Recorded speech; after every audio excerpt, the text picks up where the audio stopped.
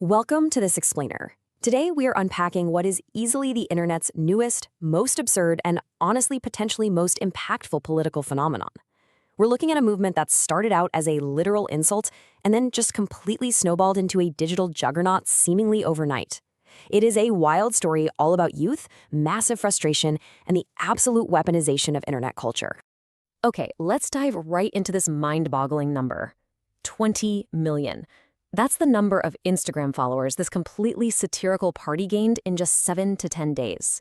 I mean, to put that into perspective, this movement essentially came out of absolutely nowhere and surpassed the digital footprint of major, deeply established political parties in just over a week.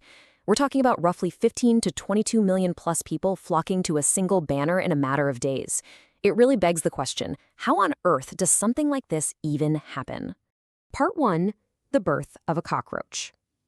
To understand how a joke turned into this digital revolution, we really need to look at the spark that ignited the Gen Z powder keg. That spark happened on May 15, 2026. So during a Supreme Court hearing that was actually about fake degrees and frivolous litigation, Chief Justice Surya Kant used these exact words to describe certain individuals attacking the system: cockroaches and parasites. Now, while the context of his statement was aimed specifically at people filing frivolous cases and holding fake degrees, the phrasing itself sent an absolute shockwave through a massive demographic of frustrated, unemployed young people who felt the sting of those words personally.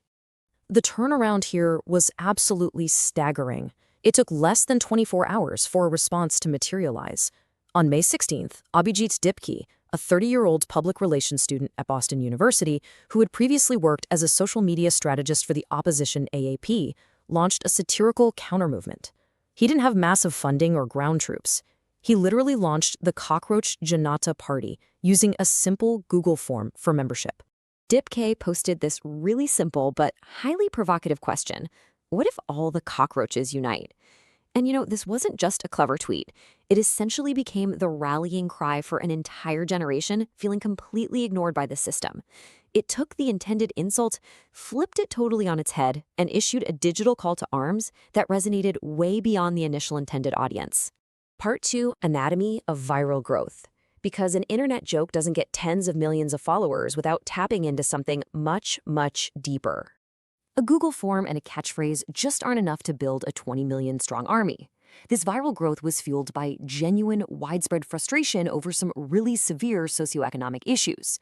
We're looking at record levels of youth unemployment, a widespread feeling that the education system is broken, and rising living costs.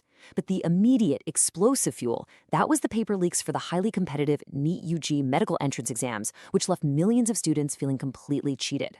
When you combine those very real-world anxieties with a highly fluent, satirical meme culture, you get a massive explosion. Young people suddenly adopted the cockroach as a symbol of ultimate resilience. After all, a cockroach is known as the one creature that survives literally everything, right? So they flooded social media with the viral hashtag #MainBeCockroach, which translates to "I am also a cockroach." They basically used it to demand that if they were going to be treated or viewed as pests, their real-world problems finally needed to be taken seriously. And here's where it gets really interesting, because we see the classic Streisand effect in action. As authorities and critics attempted to push back, which resulted in blocked X accounts, hacked pages, and a bunch of website issues, it actually just accelerated their massive growth. Trying to squash the digital cockroach only made it multiply faster and faster across the internet. The reach became so massive that it easily crossed borders. But while the movement definitely gained traction globally, including reaching audiences in Pakistan, the founder claims that a staggering 94% of this audience is firmly rooted right in India. So it's very much a domestic frustration utilizing a global platform. Part 3, the Satirical Manifesto. This is the moment the party transitioned from just a viral meme into outlining actual policy-driven demands. They didn't just stay a hashtag, they drafted a 5-point agenda. While it's deeply satirical in its wrapping, their manifesto targets systemic issues head-on.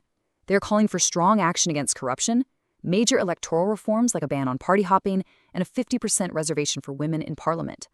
And most pointedly, tying right back to that NEET UG exam issue, they're demanding serious education system reforms, including direct calls for the resignation of Education Minister Dharmendra Pradhan. So they're aiming directly at the top. Fully embracing the original insult, they branded themselves the voice of the lazy and unemployed. Their official slogan? Secular, socialist, democratic, lazy. It's brilliant because by utilizing self-deprecating humor as a highly effective political weapon, they completely disarm their critics.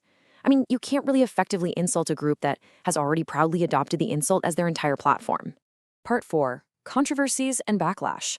Naturally, any movement growing this fast and speaking this loudly is going to draw some intense scrutiny. So we have to look impartially at the divide here. On one side, supporters see this as a brilliant digital awakening.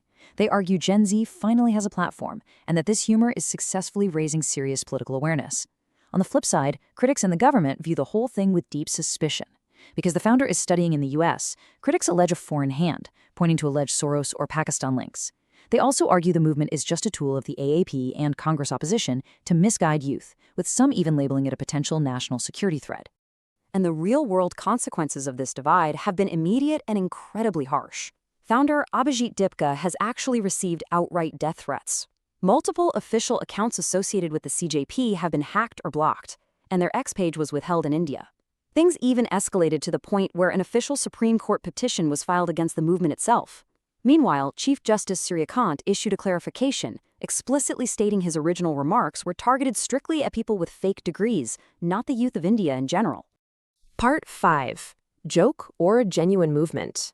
This brings us to the ultimate question for this explainer. Where does the Cockroach Janata Party go from here? Looking at their trajectory, their strengths are undeniable. We're talking massive youth engagement, brilliant memetic messaging, and truly global digital reach. They're already being compared to major digital-first movements like the Arab Spring, the farmers' protests, and the CAA protests. However, translating millions of clicks into actual boots on the ground is an entirely different ballgame. Their biggest hurdles are very clear. They currently lack ground organization, formal funding, and structured, registered political leadership. The founder himself makes it perfectly clear what he believes the core of the CJP actually is. Dipke stated, "This isn't just a joke, it's genuine anger." He argues that the satirical rapping is really just a vehicle, essentially a Trojan horse, for very real, simmering generational frustration that has finally found its outlet. So as you process the facts from today's explainer, I want to leave you with this final thought to consider about the future of digital democracy. When millions of people rally behind a meme because it actually feels more authentic to them than traditional politics, what happens next? Can satire truly spark real, lasting political change? Or is it destined to remain just another passing viral trend? Think about it. Thanks for joining us today, and we'll catch you next time.